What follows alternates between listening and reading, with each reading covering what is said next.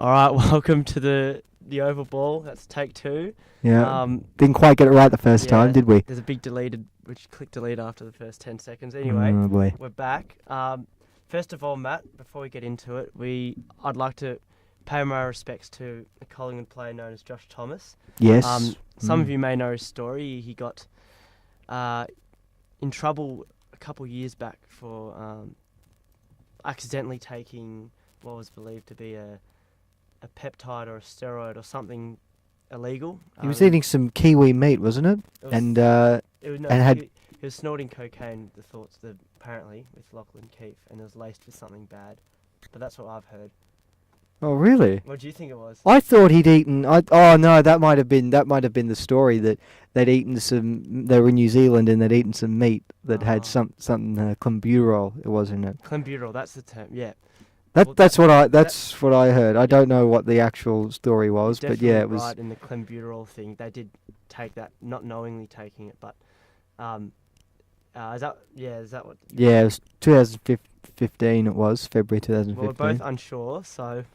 So it's probably not a great thing to. Yeah, probably not the greatest. Talk about. Great way to start off. Yeah, but anyway, I just want to say that ever since his return back to the club, he's been fantastic. I think he has. Well, he was very good on Friday night. Absolutely, he's averaging career high disposals, and he can drift forward at times, and he can kick some bags. And today he kicked. On Friday he kicked a big bag of 5, and it was a nice moment because I think you would think Josh feels that he owes Collingwood something. Collingwood and Lachlan Keefe in that respect, and he's on another path now at GWS. But Josh, after he got banned by Collingwood in the AFL, Collingwood could have easily gone rid of him and got something good for him because he still had a lot of talent when he stuffed up.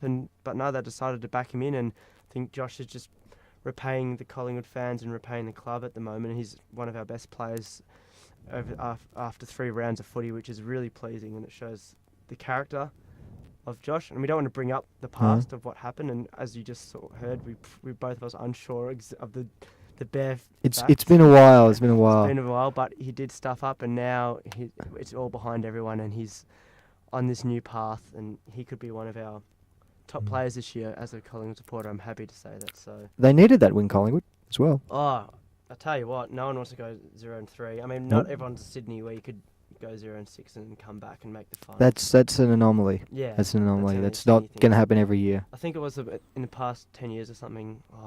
There's a stat about teams that lose the first 2, other than Sydney, don't make the finals. Yeah. Over the past 5 years. So we're staring down another disappointing season, but very happy about the win and much improved side to round 1, I think, so that helps. But we'll get into that in a bit. Matt had the riot act ready to go today. But, I did. I had it written and ready to roll when it's not going to get a run now. Yeah. Well, because we won. It's good, and Matt is he's a happier person in the studio. The studio's glowing, so we'll get into that as well in a bit. So I'll put the question to you, Matt. What are the themes coming out of round 3? The themes, I just think again, the competition is so even, and there's so many really close matches. So look at the Port Adelaide-Brisbane game, went right down to the wire. The North Melbourne game that threatened to be an upset, and North looking to keep 17 or 18 wins in a row alive. The Gold Coast Fremantle game was close. The Sydney GWS game was close. There was a barnstorming finished by the Eagles at the end on Sunday. That was a ridiculous game. But then the cream of the crop was obviously Sunday afternoon. It was close. Margin should have been a lot greater than what it was in the end between the Dogs and Essendon. But I'm not complaining. It's 4 points. We'll take them any way they come at this stage of the year. If Joe Danaher had that mark, walked back, took his full 30, kicked it, do you think there was a genuine chance the Doggies would have been over? Yeah. Was that because you're at the game? Yeah, I did go. Did you have that feeling? Or I was did. It sort of a thing that's like, it doesn't really matter. It still means. No. I think You learn as a Bulldog supporter. You learn to understand that your team is never ever safe. They're never home. It doesn't matter what stage it is. I think we might have been 5 goals up at one point with 10 minutes to go, and I still didn't feel safe. It's one of those things. I mean, it's just this is a club that finds a way to throw it away.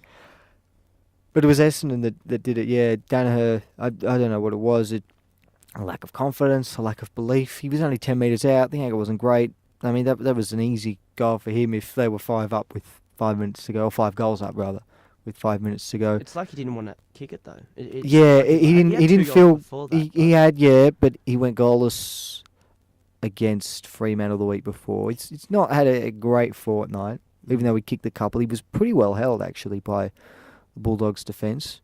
In fact, their forward line was very quiet on a whole. Danaher only the 2 goals. Josh Green was quiet. Razio Fantasia. He was also quiet. Conor McGregor. Conor McKenna rather. Not a great weekend for the Irishman, whose name starts with Connor. Conor McKenna. Run down by Tory Dixon. And have you heard about that? I did, about the bite. Those that don't know. But I didn't know Tory Dixon was that fast.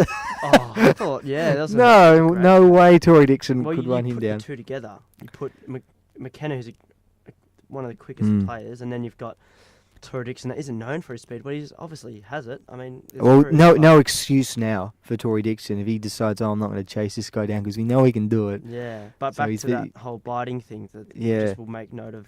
There's been an accusation that Conor McKenna. Yeah, and it was after that tackle as well, which I imagine was when the alleged incident took place. Well, the camera was right on it, and then it's like they were kind of pashing on the floor. It's a really weird, and then I was thinking, they must be just really getting into each other, a bit like the Brian Drew Petrie exchange, where they're both head on head. I didn't see any. You'd think the camera was a pretty good shot. You'd think if there was any biting, you'd have been able to see it, but chomp, like a little bite, like a little nibble or something. Yeah. So I honestly thought it was just Tory just getting into his ear, just having a little word, just reminding him that as a fleet-footed Irishman, he really shouldn't be getting caught by Tory Dixon of all people. Good on him.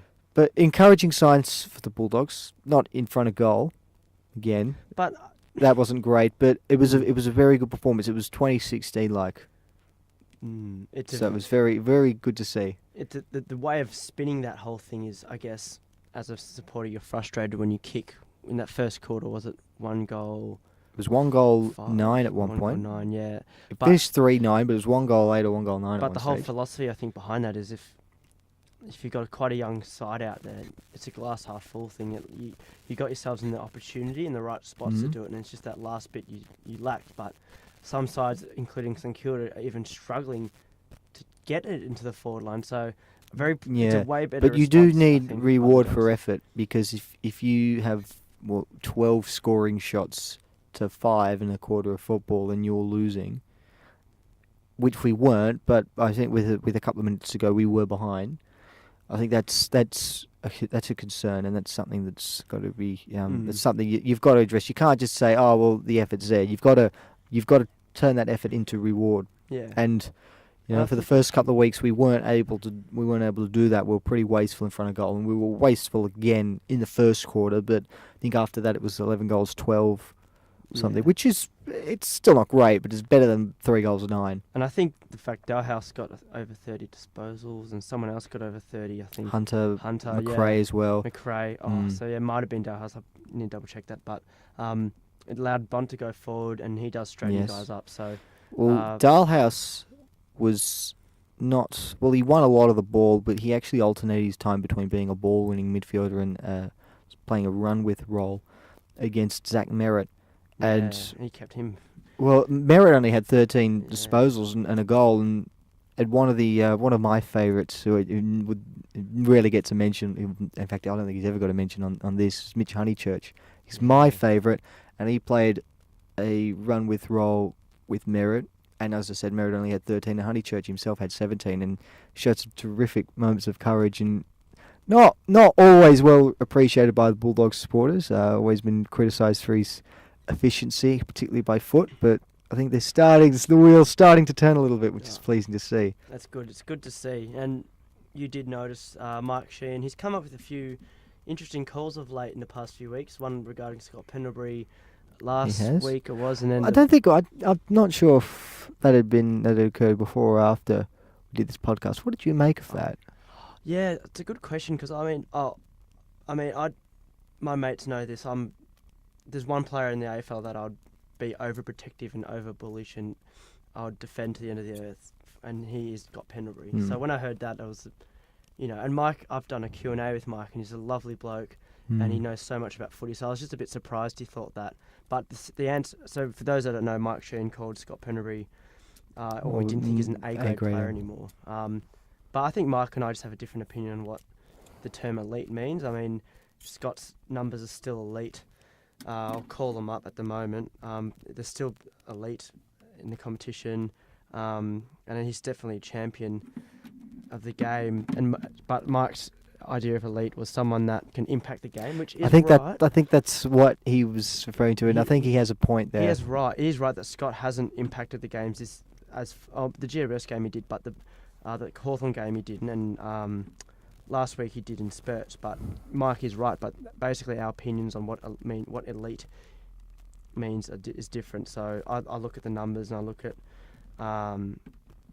the disposal efficiency, and so I didn't agree with that, but that's all right. I listened to their Jock and Journo podcast, Scott Pendlebury and Jay Clark, and it was a great podcast, and they interviewed Mike, and it was really well done and clever and a bit of banter, and Mike was great about just putting his point forward and clarifying it, and Scott handled it well, so that's fine. But yeah, I wasn't happy when I saw that. No. Was Mike put up the idea of a grand final series, essentially, a bit like they do in the NBA, where they have a best of games. This is a best of three. Yeah, a bit like State of Origin's a better example. Yes. So, first of all, I don't think it's. I like the idea of this build up to one day, one game, the enormity around one game, and so I wouldn't do the best of three, but it's not the worst idea he's had. But what do you think? Okay, well, State of Origin and AFL is apples and oranges sort of stuff, because State of Origin. Well, look, my rugby knowledge is not great, but I'm pretty sure the State of Origin is just your 3 games.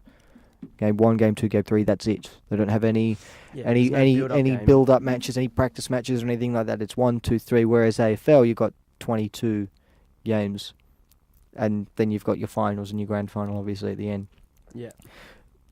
Cricket, your Cricket World Cup, they don't have a best of 3 with the finals there.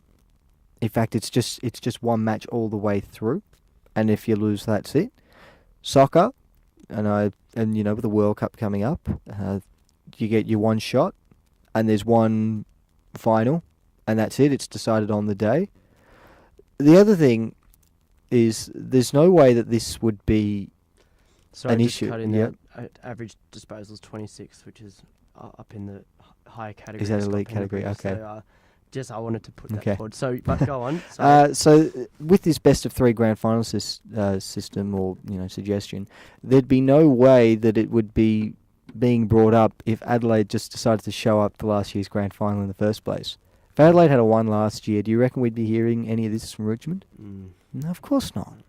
We don't hear it from. We haven't heard it from Sydney when they've lost 2 grand finals in recent years at the MCG. One was. Remind me what happened in 2016? 26. Oh, far out. I don't know. I can't remember. I'll have to Google this. 2016 AFL Premiers. Let's see what comes up. About living in the past. Let's see what comes up here. Maybe that's the wrong question. Then? Who won the 2016? Vance Joyce, great. That's about it. Grand final. Oh, it says here. Okay, 2016 grand final winner, Western Bulldogs. Okay, You're unbelievable. It's easy to forget these sorts of things. And then in 2014 they lost to Hawthorn. Oh man. So I don't like this idea. I don't like it because how do we determine a best of 3? Okay, so I imagine in this case it'd be, we play 1 grand final at the MCG, we play another grand final at Adelaide Oval. Where do we play the 3rd grand final then? Do we play it at Spotless? New Zealand. Let's take the New Zealand. Okay, well let's say this: GWS finish first, they win their preliminary final. They are the home team in the grand final. Should that mean that they host a grand final at Spotless Stadium with a capacity of 24,000 when you've got a nice, shiny MCG in Victoria which holds 100,000? Because we had this whole debate for a preliminary final a couple of years ago. I forgot who won that one as well. Who won that preliminary final? Oh, God. Surely it wasn't us again, was it? Oh.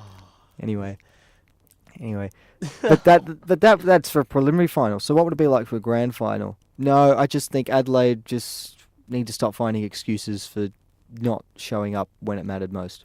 They were the best team all year, but they weren't the best team when it mattered most. And that's what it's always been. And to change that now because one team had a bad game on one day of the year.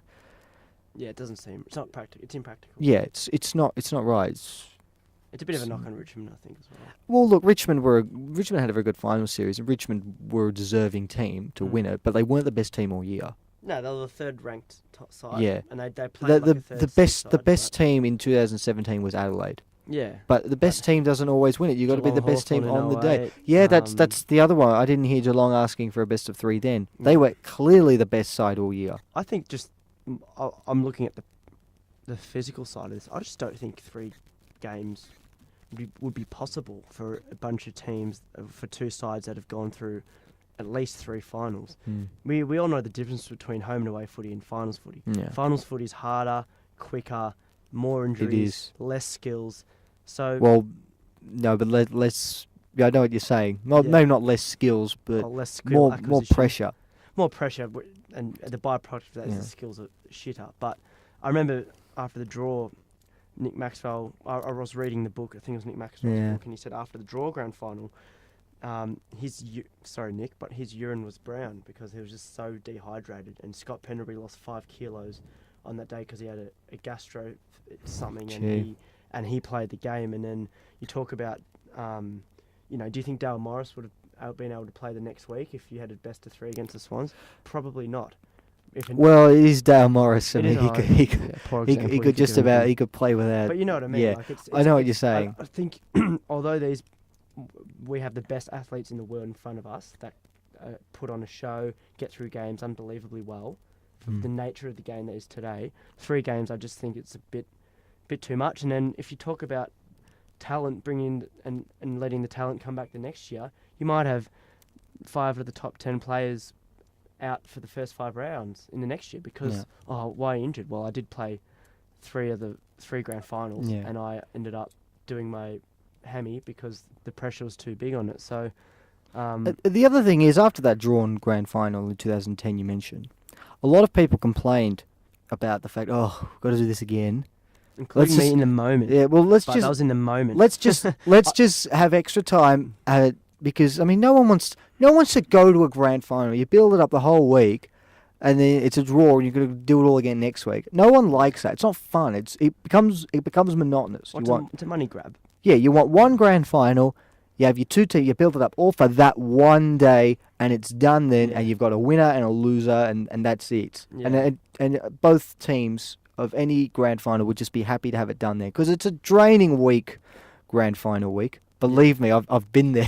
Oh man, I did 3 in 2 years, and it's just, and I've said this to you multiple times.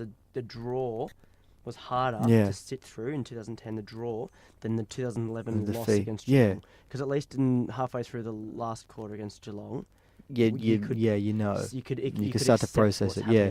Whereas the draw, the ball's bouncing at right angles. Yeah, and you've got So we had all those people saying, "Oh no, let's just have one grand final. Let's just have it. Let's get over and done with in this one week." And now you got people wanting a best of 3. Yeah. Not the worst idea, but it's definitely an idea that I think. I don't think it's going to happen. I think there's a bit too much pride in Melbourne, which is great. And as we both alluded to, the health factor is something, and also just show up on the day. Yeah, that's it. Exactly. That's it. That's all you have to do. And the logistics, as you said, we're not playing the bloody grand final at Skoda Stadium. No. Anyway, score review this week. Before we went on air, we did talk about this. So those that don't know, there was I think it was the second quarter, Hawthorn Richmond. Yes, that would seem right. There was a play in the goal square the punt road Richmond, and Richmond were kicking that way, and it was clearly off the Hawthorn player's boot. Gunston. It It was was. Jack Gunston's foot, Yes. and the umpires weren't quite sure. There's 90. Yeah. Everyone felt like it was a Hawthorn rush behind, but they reviewed it anyway, as you do when you're not sure. Yeah. And then they rewarded a goal. A goal to who did they award the goal to? Castagna. I don't know. Like everyone is, and then Castagna's like, what the hell? Like you could read read it on his face, and then they end up reviewing the review. And Okay, it was so it determined was a that double check. It was a double check, That's and the it was determined that. term that was used. And yeah. then that people are saying that perhaps those up in the box thought that Hawthorn were kicking towards the punt road end, and therefore Okay, because kicked it. Gunston was there. So what do you make of this? okay, debacle? so they've. All right, so it's gone through Richmond's goals and they've awarded Hawthorn 6 points. Yeah, It's essentially what it is. But yeah, the goal would have gone to Richmond on the scoreboard. So I don't even know try and make sense of that. That's that's a moment everyone I think would like to have back again. Yeah, I think that it's a moment that, I mean, the first thought I have is it's an industry that circulates heavy money, so millions and millions and millions of dollars. And I'm no expert in 4K cameras, but you would think they'd be able to invest in something. You know what I always liked? What did you always like? At the tennis when they serve a let, where it clips the net when they're serving. Yes, and and you hear the beep. Yep. If there's some leather connection, so the leather touching the post, or just a beeping, like a signal or a sound, and if a player does it, then surely they could determine that No, the player did it. what you don't need the beep. You Can't need we do that? hotspot. Hotspot. Hotspot.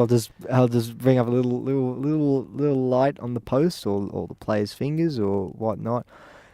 I don't know. Look, it's a difficult one because you can't just sort of position the camera, square to the batsman, or you can't have a little sensor on the net because it's all about getting the right angle and that. But you'd think you need a camera that captures more than 3 frames a second. Yeah. Because I reckon 90% of decisions are just end up being umpire's call. Which really defeats the purpose of it if you're just going to stick with what the umpire thought anyway. I just feel bad for the goal umpire in that situation. It's not his fault. It's the bloke in the truck that awarded a goal to Hawthorn. and that's the thing. Or a goal to Richmond because it came off Gunston. They gave a goal to Richmond because they thought because they thought Gunston was in the forward line and it came off his boot last, clearly. Well, that's even what though assumed Gunston, they thought. That's the only reasonable explanation. Even though Gunston doesn't actually play for Richmond. Yeah, I mean the colours aren't too. They're different colours and everything, but yeah, well, what I thought about though, just say one side was just say Richmond were behind and they were charging towards Hawthorn. There's a lot of momentum, and then this review happens where they do spend, I don't know how long it was, but it could potentially be 2 minutes. Could have been a couple of minutes, yeah. And that kills the momentum. Similar thing happened in at the Optus Oval last night where someone, I forgot who it was, a Geelong player I think kicked it on. Tom Hawkins ran too close to the man in the mark, kicked it, touched McGovern's hands, and it trickled over the goal line, but they still spent, which in the moment seems like a long amount of time, to review it. Yeah. And that actually killed Geelong's momentum. See, what I think it should be, I think it should be like cricket, and then you have one or two unsuccessful challenges.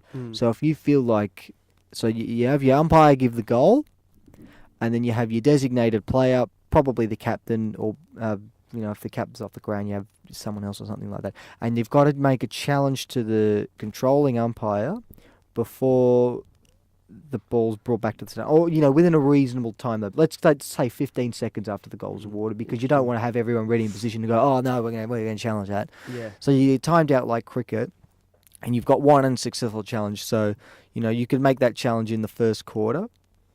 But if it's wrong, that's it. You're done for the game, because you can't say, "Oh, we'll give them 3 or one every quarter," in that. Because what you can do, you can hold on to them, and then if you got a momentum in the last quarter, you can use up 1 or 2 challenges to just kill off the other team when they're really unreasonable challenges. Yeah, absolutely. So that's an idea that that you could put in your podcast, Matt, about the dog, even though it doesn't concern the dogs. Even though it's got nothing to do with it. So even- will eventually, though. I haven't even thought about this idea, so that Matt's hotspot idea. So yeah, that's interesting. The week ahead, we've got some big games coming up. I think We do. notable games include the Friday night Adelaide Collingwood will be interesting. That'll be a big game for Dogs and the both Swans sides. was- Oh, that'll be a good one. was That'll be a good one. Watch. Just a one-off, Saturday, who knows? Twilight. But was Sunday yesterday? Was Sunday a bit of a one-off? Oh, as you okay. Oh, say? yeah. It's a, Hopefully it isn't. no. For you guys' sake. it's not. The one that I'm looking forward to. I mean, you've got 3 big games on Sunday, but West Coast, Gold Coast. I think Gold Coast came really close to Freo. They did in the end fall away, but they put on quite a solid performance. Gold Coast, I think I mentioned this last week, under Stuart Dew, I believe he's the coach, Yeah, been very impressive. They They've got a surprised me. hard-fought win against Melbourne. North Melbourne, sorry, rather. Yeah. And then in round 2, they Carlton. played Carlton and were very, very good They were very there. impressive. You could argue they're 2 easy beats, but that's around the mark where we had Gold Coast. And they were pretty convincing in both wins, and they weren't too far off Fremantle either. It's that tackling pressure now that we're seeing that they didn't have. They didn't have any blue collar edge to them in the past few years. There was a very run and gun side, but they weren't prepared to run the other way when there was a turnover. So now we're finally seeing quite a hard working blue collar do it the rough way and then worry about ball movement, which I think is the right coaching philosophy for a young side, because you can teach these young players that win the ball and then scoring is a byproduct of you winning the ball. If that means tackling someone or just putting your head over the footy. I think the departure of Gary Ablett has helped them. Who would have because thought? It's a blessing in disguise. It is because you can't, because I mean it always was It just gives opportunity. give the doesn't it? ball to Ablett. It was under McKenna, and probably to a lesser extent it was under Rodney Eade as Yeah. well. Get the ball to Gary Ablett, because Gary Ablett will do incredible things and Gary Ablett will win us the game. Now his departure has forced some of those players to actually take some ownership Yeah. and say, well, Gary Ablett's not here anymore. I've got to do it now. Mm. Well, And you'd be amazed. and I've got to give the ball to someone else. I've got to look, all right, I'm not just going to give it to the ball guy. I've got to look who's in the best position, Yeah. because they're all sort of, it's a bit more equal now. And that's made a big difference. And you'd be amazed by what happens when someone's given responsibility. Some people Yeah. crumble, but a lot of people Grab it by the scruff of the neck and run away with they it. just absolutely go for it. Mm. So opportunity in footy is such a massive superpower, I think. So they've got West Coast. I think it's an important road trip for them. They're spending the week in Perth. Yeah, they are. Some bonding time. and- Catch up on some sun, not something you get at the Gold Coast all and that West- often. Exactly. Oh, far out, yeah. Well, the weather there won't be as much rain over in the west of Australia, but No. they're playing a side that is an impressive side we have seen over 3 rounds. We have. So in West Coast, I think it'd be a great test, and if they can beat, I'm going to tip them this week. This has not much. The to do Suns? With, yeah, this has not much to do with West Coast. I think West Coast is surprising me and a lot of people, but I just Okay. think I can just see it happening. They've got this home game opportunity, and they're gonna try and win, even though it's in Perth. They've bought the rights for the home game, and I can see them winning. I can see just a young, exciting side, but I could see it to be a cracking game, because West Coast, the way they play now, we don't know what's going to happen with Liam Ryan. He injured his ankle really late in the game, but they've still got Didn't in the Supercoach side did not need that. No. Oh, but he played most of the game. But And I now the guess- floodgates open with the injuries. Who will it be Yeah. next week? But I reckon that's a cracking game. Also, we got to talk about St Kilda just briefly. We probably should. Geelong, St Yeah. Kilda, how will they go? I mean, how do you think they're going to fare against Geelong, first of all? Okay. All right. Because they're not Let's going to see have what it Ablett after he did his hammy is. yesterday. No Hablett. They actually, Geelong were overrun by West Coast, the scoreboard say, but they had a few injuries to deal with as well, which didn't help. Look, St Kilda are in a bit of strife now. I think that was pretty clear last week. And look, to be honest, I don't think they played that badly. I think the endeavour was there, and they had enough opportunities to score and put together a winning score. I think it was 7-13 in the end. So what does it come down to? Well- Can you diagnose the issue, or is it too unclear after 3 rounds? Because there is always that risk of overthinking it after 3 rounds. But can you see a clear problem down at Moorabbin for them? Look, the clear problem on Saturday was basic skill errors. under minimal pressure. And that's always a bit concerning. That's always concerning. I mean, good teams don't do that. Good teams don't turn it over as badly and as often as St Kilda did. Look, I mean, what have we got here? I mean, they won the contested possession count. They won the inside 50 count. They broke even in the clearances. They had 20 fewer disposals. I mean, the numbers suggest that they weren't too far out of it. They were pretty close. But, I mean, the key here is, what's that, 29 scoring shots to 20. So that's Adelaide 29 scoring shots from 51 inside 50 entries. So they're getting a score, one from every 2 entries. And St Kilda, one in every two and a bit or whatever it is. But 7-13 is the issue. Now that's 13-7. It's 85. It's still a loss, but it's still a bit more encouraging. I think it's only as opposed to a 3-goal loss as opposed to an 8-goal loss. Yeah, I think the scoreline does reflect a bit harshly on the reality. But I ripped into him last week. We both had a crack at. We had a crack at the Dogs. We had a crack at the Saints. Mm-hmm. My opinion on them is, I just don't think they're quite good enough. And as blunt as that sounds, AFL's a comparison game, right? There's only 8 spots in the finals, and every week there's either a loser, a winner, or a draw, right? Yeah. So if you put St Kilda against an Adelaide that have more A graders, and this term A graders, I know you guys are going to it's a term that's thrown around very loosely. Yeah, but if you look at the A grade between St Kilda and Adelaide have multiple, whereas a lot of people would agree that St Kilda have 1 or 2. So Jack Stephen and I don't know who else really. So this is the issue. Yeah. So this is the lack of and hence lack why of, they went after Kelly and Fife. Tomlinson, Fife, which is Sloan we've heard about. Yes. So fair enough, they're going after him, but they've got the money for it as well, and yeah. I would encourage them to really go after it. Maybe even if they could squeeze in 2, because I don't think they're 1 star player short. I think they're a couple, and they've got a couple of youngsters who are stars in the making. They've got Caulfield. And Caulfield looked great. Caulfield was very good. Ben Long, always rated Ben Long, former Footscray player. Hunter Clark was, he'll be all right. Yeah, he didn't play, but he'll be good.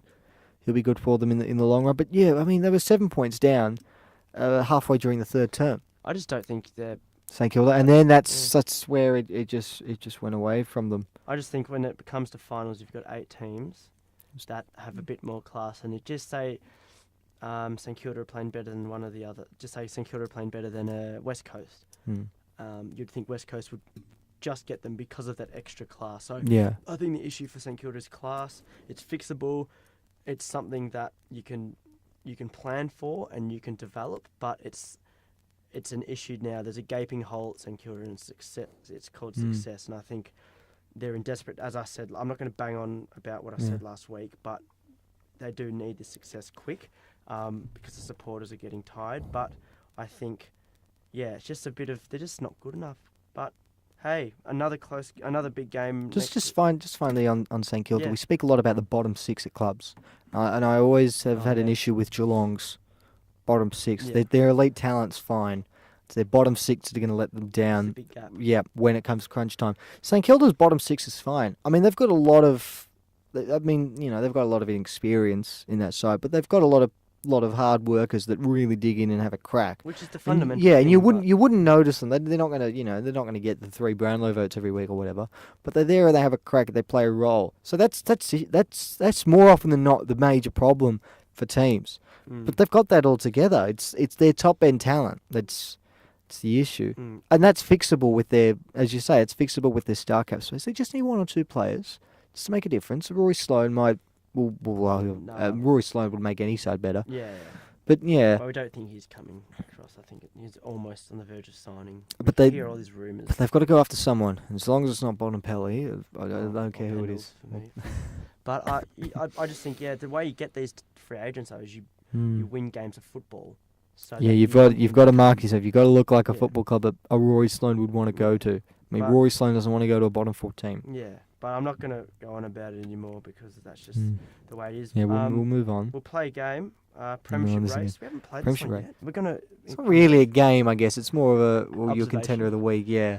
So basically, how it works, it's we both put forward a side that we didn't think at the start of the year could win the premiership, but after 3 rounds, and we know it's early. It's very early but call. after 3 rounds, we're going to put forward a side that we think now can win the premiership, which we previously didn't think could. So for me, it's Hawthorn, because I just think they're very systematic.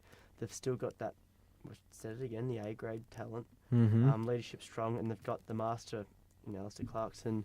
And Kennett's back, which I think the successful one to Kennett. So who's your premiership race? Mine was definitely not at the forefront of my thinking 3 weeks ago, and it's West Coast. Yep. Now, I mentioned that they ran over the top of an admittedly injury-depleted Geelong side at the weekend, but that's 2 wins on the bounce for them now. They pushed Sydney all the way in round 1. They had a training run in round 2. And round 3, they've beaten Geelong, and Geelong were a side that many expected to finish top 4. Yep. I don't think they won't win the premiership, Geelong, but they might still finish top 4. And they've been very impressive.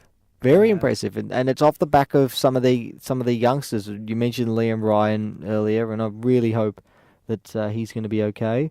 But their midfield is still very good. They've got players like Shuey and Shepherd and Venables and Gaff. holding up. Mm-hmm. Shuey lookalike, and Waterman in the forward line. Yes. As the son of the great Waterman that played over there at West Coast. So I think, and the forward pressure is something that they really put an emphasis on. And these little Indigenous players, Ryan and Rioli, and you've got Lacroix that's upping his pressure, and he's tackling pressure. And their backline of Barras and McGovern and Yo didn't have a great game. But they're still player that you'd and they're still missing Josh Kennedy from that lineup. So that's a bit of a frightening thing because we know Josh Kennedy is one of the great Eagles that can kick bags every week. So once he's back, and look at Jack Darling. I won't get into that, but Jack Darling's talk about opportunity. He's been playing almost career best, I think. There's still to really answer the question and put to bed the ability to win on the road. Yeah, because as you said, the Dodgers game was So who they've got Carlton this week. No, they've got Gold Coast this week. Oh, Gold Coast at Optus. And then they've got Carlton in Melbourne. And then which could be a tough game. And then after that, they've got Fremantle at Perth. So they've actually got a pretty easy run ahead at the moment. Oh, I don't know about Freo. Oh, but that'd be at Perth. And then they've got Port Adelaide at Perth. So 3 of their next 4 games are going to be at Perth, which will help them. GWS at, what's it called? I don't even know. Skoda. I think it was Skoda at least. It's not anymore. Spotless. Yeah. That round 8. That will be their litmus test. So that's still a fair way ahead. Yes, a litmus test. I've heard that one thrown around a bit. Mm-hmm. It's one of my favourites, litmus test. So that will be an important game for them. But they have got an easy run, so they could very well find themselves in the top 4 by that stage. So after Queen's birthday, we'll get a fair idea of how the Eagles should fare. We're going to do pressure cooker. Have we played this one yet? We may have. Yeah, I think we spoke. We did last week, didn't it? Because So, you thought the honeymoon period was over for Liam Jones. Yeah. I'm going to go back to Carlton. Oh yeah. I am such a typical Collingwood supporter. I'm having a mad crack at Carlton. I'm Some things never change. Yeah. I'm a bit torn about because I understand Carlton 2 years into their reboot or reshift or whatever they've called it, and the first 15 minutes against Collingwood at the G was really exciting for them. They were just manning up well. They were not manning up. They don't play man on, but they were in the right spots. They were kicking straight. They were intense. But after that, there was 10 unanswered goals by a side that isn't known for their transition the ball forward, kick bags of goals in a matter of a quarter. So I think if you let sides kick 10 unanswered goals, which is a stat you don't hear much of it these days, I think that's a bit of a worry. And the defense, Liam Jones was better. Wittering was still struggled though. Still struggling. But I think with Collingwood, goals, they had a lot of players, a lot of goal kickers that, their quality goal kickers didn't play. No Darcy Moore, no Jamie Elliott, Daniel Wells didn't play. De Goey didn't play. Did Fasolo play? No. Might be in this week. You never know. To kick 3 goals. So they had a lot of all their best goal kickers were missing, and they still got the 100 points. And it was a very positive scoreline. It was like 16-4. it was. I haven't seen that in a long time. Oh, what a gift for that! It was a gift. I was very happy. And we had, I mean, you had 20 scoring shots to 34. We only beat you by 4 points. Yeah. So this is the thing, right? This is the thing. If you factor in the scoring opportunities, I just think that if you let a side go on a bit of a run like that, then that's Carlton fix it up. You know you can. They will. I'm sure they're early in their, still quite early in their process, but it's just when you got prime time games, it's not the greatest look. So, get that right, Blues. Matt. All right. Well, mine. I'm going back to the well of last week as well. So, Yep. Essendon. Now I had a bit of a blast at Jakey Stringer last week, saying he doesn't work hard enough. Well, Jakey, you've proved me 100% spot on. I think I saw you twice. One, you fluked the goal. Another time you got pinged for holding the footy. So it wasn't a great day by your standards. You got. I think he was thinking, oh, I'll start at half back, get a couple of cheap hand passes out the back just to get myself going. And it's pretty obvious that he was doing that because every time he got near the footy, he got booed. I didn't partake in the booing for what it's worth. What do you just on that? What do you think of that? The whole booing. Oh, is it warranted? So the Premiership centre half forward? No. Tom Boyd's the Premiership centre half forward. I thought Premiership half forward. No, Zane. Yeah, he's full the forward, Premiership. No, Zane Cordy's the Premiership full forward. But he's a defensive. But he started full forward and he kicked the first goal. Oh, that was pretty anyway, funny. That was a great goal. Anyway, with Stringer, well, okay. How do I put this? Look, leading up to the match, I would have said, no, I'm not going to boo him. And I didn't boo him either. But is it just fun games? It's sort of, yeah. I mean, it's sort of when you get there, you just sort of, it's football. You just sort of let off a bit of steam and just have a go. Nah. I don't think he's that sort of player that would be overly fazed by that. Yeah, but he got one. He kicked it out in the full, and you get into him a little bit, but you don't boo him.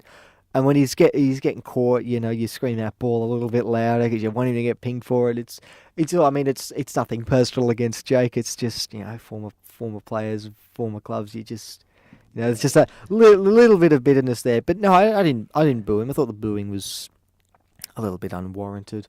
But Essendon as a whole, what a disappointing performance. They were comprehensively outplayed. So they're now 1-2. They're 1-2, and this was a side that was expecting to be top 4 contenders at least, and they were outplayed by a team that resembled witches' hats last week. We were woeful last week. We were exceptional on Sunday. But surely they would think that you guys were going the Western Bulldogs were going to respond. Surely the coach would say, guys, this isn't a walkover. This team will come out and try and respond because they've had 2 dismal weeks. Yeah, well, and they didn't play like they were prepared to play against a side that was angry. I'm not sure they were expecting it, to be honest, because there was a whole talk during the week from one particular journalist that was talking about a breakdown in communication of some players. Oh. Now he said he spoke to people associated with the club. Well, I mean, I don't expect him to reveal his sources, and he's not going to. But I spoke to my uncle last night, who's a member of the Bulldogs. Now he's associated with the club, is he not? Well, there's a line. There's a blurred line, though. So. Well, but is he not associated with the club, being a member? He's associated, but is he in the 4 walls? That's the thing. Well, I mean but our journalist friend didn't say this people he spoke to were within the 4 walls. He just said the term associated with the club, and whenever anyone's tried to question him about it, it's been, oh well, I didn't use that word, I didn't say that word, rather than actually answering the question. Yeah. Anyway, so I don't know if but anyway, that's another topic. I'll argue that later. I think this was a disappointing performance by Essendon. Yeah. They should have been beaten by a lot more than 21 points. They just never looked like they were. I mean, they threatened a bit at the end, but again, it was just simple mistakes. Danaher from 10 metres out. You're the premier forward. Go back and kick it. Take a bit of ownership and say, no, I'm not going to risk this. I got this. I'm paid the big bucks. We actually need to kick this goal, so I'm going to make absolutely sure of it and go back and kick. I'm not going to take any chances because I'd rather just take an extra 30 seconds and guarantee the goal rather than hand pass off. So it was a bad decision by Danaher and a shocking call by Green. Yeah, that was a bit up. Should bit not too have, should have optimistic. just stopped and pointed at the goal and said, Yeah. Joe, go back and kick it. Yeah, that was really. I mean, I'll let Essendon pass against Fremantle last week because interstate wins on the road are hard It's to come always by. tough over there. Yeah, at the best of times. But they would have been. But that's 2 weeks now. They would have been heading into the match as favourites, and they were comprehensively outplayed. That's the best I've seen the Bulldogs play in quite a while. Yeah. So yeah, I don't know who Essendon. They've got Port next week at Etihad, so Heat's on. I don't know. I think Port have flattered themselves a little bit. No, they beat Sydney, but they only scraped past Brisbane last week. they let him back into. Yeah, and Brisbane could have won that. So that'll be a good test for both sides actually. But I tell you it'll what, lift Essendon. irrespective of what happens this week, to both Collingwood and Essendon, Anzac Day is going to be an absolute cracker. Look, you as could have always. Collingwood could be 5 and zip, and Essendon could be zipping 5, and Anzac Day will still be big. It's a 50-50. Doesn't matter. It's sort of like a Geelong Hawthorn game. It's Doesn't got matter. the same feel. It doesn't matter where they are on the ladder or how they're going. It's you can't take recent form into that match. Yeah. It can't be something you consider. It's just like it's a one-off game essentially where both sides just go at it and And we are so lucky that we get form and front row logic seats. just flies out the window. Exactly. It's not about. It's just about the fact that they just hate each other and they're just going to win. Yeah, who hates each other more is the winner, Yeah, the exactly. real winner. Hopefully, it's a good game. But let's be honest, football's the real winner. Some of those games are terrific, and I really hope that Anzac Day clash lives up to its billing. But still, 1 week to go. Can't for them. wait. Thanks, Matt. That was great. No, thank you, Jacob. Pleasure as always. Good luck to the Dogs this week. Likewise. I don't really mean that. See.